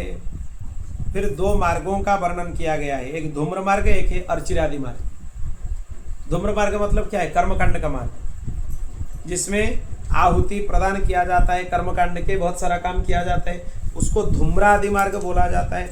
और अर्चिरादि मार्ग क्या है? भगवान की उपासना करना और सीधा ही भगवान को प्राप्त हो जाना। इसी तरीके से भगवान कपिल अपने माता को उपदेश दिए, बहुत सारे चीज बताए, और अंत में यह बोले कि जो पुरुष मुझ में चित्त लगाकर एक बार भी मेरा ये उपाख्यान को श्रवण कर लेता है, कथन करता है, वो मेरे परम पद को प्राप्त हो जाता है। उसको दोबारा मातृ गर्भ में आना नहीं होता है, श्रवण मात्र से और इसके प्रवचन मात्र से उसको ज्ञान मिल जाता है, वैराग्य मिल जाता है, उसके चित्त में से अविद्या नष्ट हो जाते हैं। इसी तरह वो उद्धार हो जाता है उसका। तब पूछा गया, माता आप तो सब कुछ सुने, अष्टांग योग के बारे में सुने, ध्यान के बारे में सुने, भक्ति के बारे में सुने, जीव के गति के बारे में सुने, कर्म बंधन से मुक्त होने का तरीका श्रवण किए, आपको समझ में क्या आया? अब तक जो चीज आप श्रवण किए, इससे आपको समझ में क्या आया? देखिए देवहूति माता कितना अच्छा उत्तर देती है। अहो बत स्वपचो तो गरीयान यज्जीविहाग्रे वर्तते नाम तुभ्यं ते पुस्तपस्ते जुहुबु शश्नुरार्या ब्रह्मानुचुर्नाम गृणन्ति एते। हे प्रभु, हे भगवान, आप तो बहुत कुछ मुझे सुनाए, पर हमें इतना ही समझ में आया। क्या समझ में आया? वो चांडाल भी सबसे श्रेष्ठ है जिसके जिह्वा के अग्रभाग में आपका नाम विराजमान है। चांडालोपि द्विज श्रेष्ठ हरिभक्ति परायण, वही श्रेष्ठ है। और जो आपके नाम का आश्रय ले लिया है, ध्यान से सुनिए, उन्होंने तप, हवन, तीर्थ स्नान, सदाचार का पालन, वेदाध्ययन सब कुछ कर लिया। अगर हरिनाम का आश्रय मिलने के बाद अपने वर्णाश्रम के हिसाब से वेदादि शास्त्रों में हमारा अधिकार नहीं है, फिर भी हमें ग्लानि होता है कि हम वेदाध्ययन नहीं कर पाए, यह शास्त्र का अध्ययन नहीं कर पाए, वो नहीं कर पाए, यह नहीं कर पाए, तब हमें ये समझना चाहिए कि हमारे द्वारा ये अपराध हो रहा है। अगर भगवान नाम का आश्रय हमने ले लिया तो हमने सब तप पूरा कर लिए, सब कुछ पूरा कर लिए, हमारा वेद पाठ सविधि संपन्न हो गया। किसी को वेद पाठ करना है तो भगवान नाम का आश्रय लो, उसी से ही वेद पाठ हो जाता है। क्योंकि ऐसे तरीके से तुम वेद पढ़ना चाहो, वेद में बहुत सारा उसमें विधि निषेध है। वेद में उसी का अधिकार है जो ब्राह्मण का उपनयन संस्कार हुआ हो, फिर वो त्रिकाल संध्या वंदन कर रहा हो, अन्यथा कोई भी ब्राह्मण का वेद में अधिकार नहीं है, कोई भी किसी का भी उसमें अधिकार नहीं है। जो ब्राह्मण होते हुए भी 3 दिन तक संध्या वंदन का त्याग करता है उसको चांडाल माना जाता है। उसके हाथ से देवता पूजा ग्रहण नहीं करते हैं और पितृगण श्राद्ध ग्रहण नहीं करते हैं, वो सर्वदा अस्पृश्य है। कितना नियम देखिए। फिर वो त्रिकाल संध्या वंदन विधिवत उसको करना चाहिए, प्रातःकालीन संध्या, मध्याह्नकालीन संध्या और सायंकालीन संध्या। उसमें गायत्री का पर्याप्त जाप करना चाहिए, तब वेद पढ़ने के लिए अधिकार मिलता है। फिर उसमें भी अधिकार अनधिकार यहाँ पे पूरा नहीं हुआ, फिर आगे भी है। वेद में स्वर का ज्ञान होना चाहिए, कौन सा उदात्त है, कौन सा अनुदात्त है, कौन सा स्वरित है। उच्चैर उदात्तः, निच्चैर अनुदात्तः, समाहारः स्वरितः, ये पाणिनि महर्षि के 3 सूत्र हैं वेद के व्याकरण के लिए। इनका ज्ञान होना चाहिए। कौन सा वर्ण ह्रस्व है, कौन सा वर्ण दीर्घ है, किसका कैसे उच्चारण परंपरा से किया जाता है। परंपरा से वेद का उच्चारण किया जाता है, मतलब हमारे गुरु परंपरा से मुझे जैसा प्राप्त है, जो शब्द मुझे जैसे सुनाई दिया है उस तरीके से ही मैं किसी को सिखाऊंगा तो उसी तरीके से सिखाऊंगा। आपने मनमानी ढंग से नहीं है कि मुझे ये अक्षर ऐसे दिख रहा है, मुझे ये शब्द ऐसे पढ़ना चाहिए, मैं पढ़ लूँ, नहीं। वेद के लिए विधान यह है कि हमारे परंपरा से हमें जैसे श्रवण करने का सौभाग्य मिला है उसी तरीके से उसका अध्ययन अध्यापन हमें करना होगा। यह करने से वेदाध्ययन संपन्न होता है।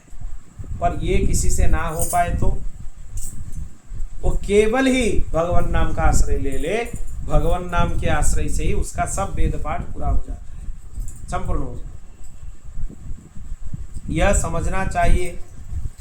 पर इसका मतलब यह नहीं है कि कोई ब्राह्मण है और वो संध्या वंदन का त्याग कर दे।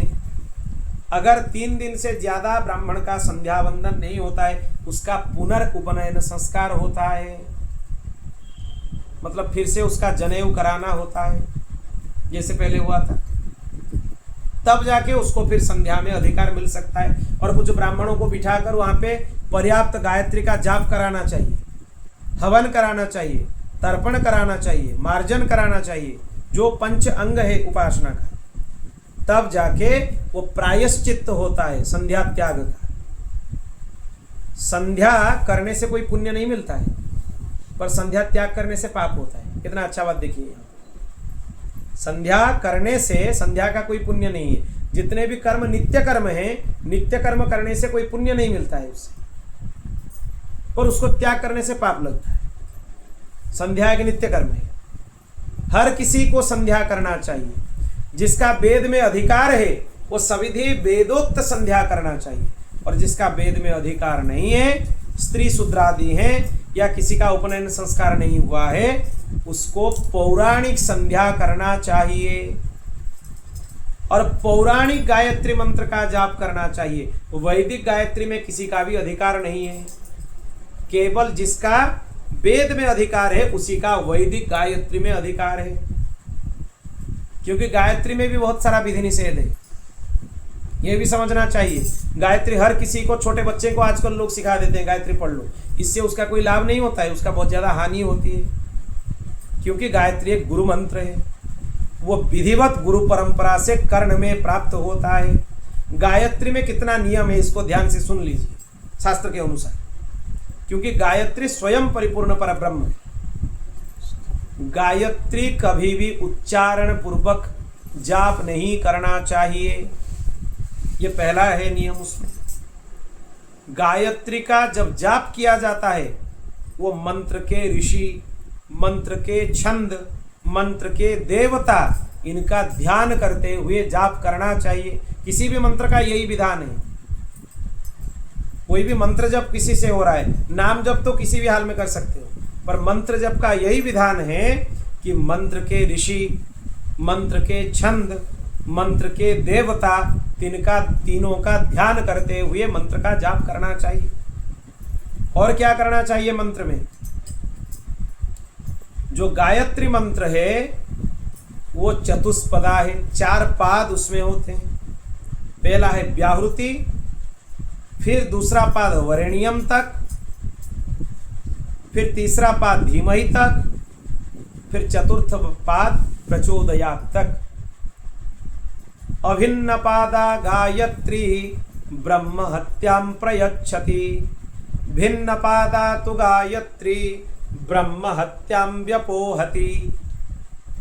अगर गायत्री मंत्र का कोई एक साथ पूरा मंत्र का उच्चारण कर ले, उसको एक बार जाप करने से एक ब्रह्म हत्या अपराध लगने वाला है। मतलब आप समझ लीजिए, जो गायत्री का इसे ही सीधा उच्चारण करते हैं वो कितना ब्रह्म हत्या अपने सर पर लाद लिए। अब आकर भगवान के सामने वो लोग बोलते हैं कि हमने क्या पाप किया भगवान, आप इसे दंड दे रहे हो। अरे ब्रह्म हत्या किया है तुमने, उसका दंड तो मिलेगा ही।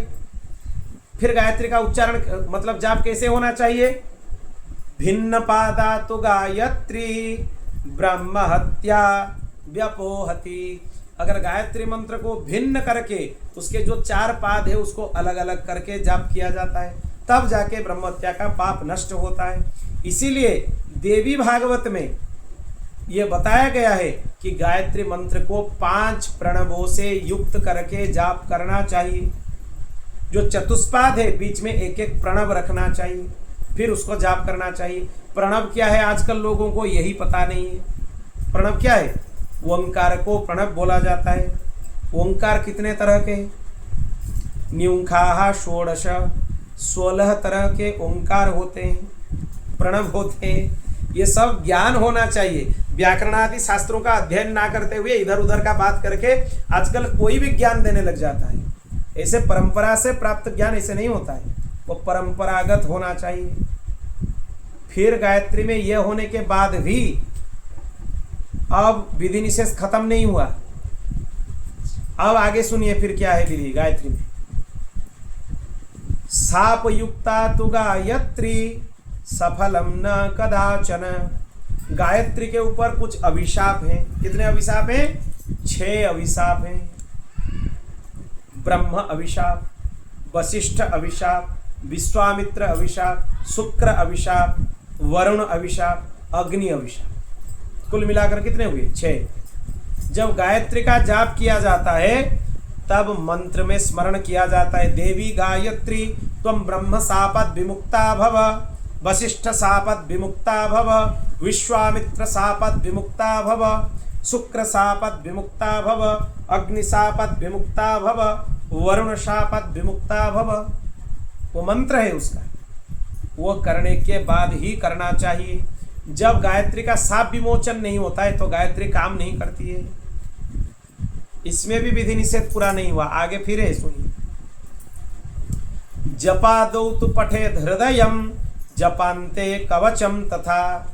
गायत्री जप से पूर्व गायत्री हृदय का पाठ किया जाता है, और गायत्री जब पूरा हो जाता है जाप गायत्री कवच का पाठ किया जाता है, तब जाके गायत्री को पूरा माना जाता है। इसमें भी पूरा नहीं हुआ, आगे फिर है, सुनिए। गायत्री जाप से पूर्व 24 मुद्राओं का प्रदर्शन किया जाता है। सुमुखम संपुटम चैव विततम विस्तृतम तथा द्विमुखम त्रिमुखम चैव चतुष्पंचमुखम तथा षण्मुखम अधमुखम चैव व्यापकांजलिकम तथा।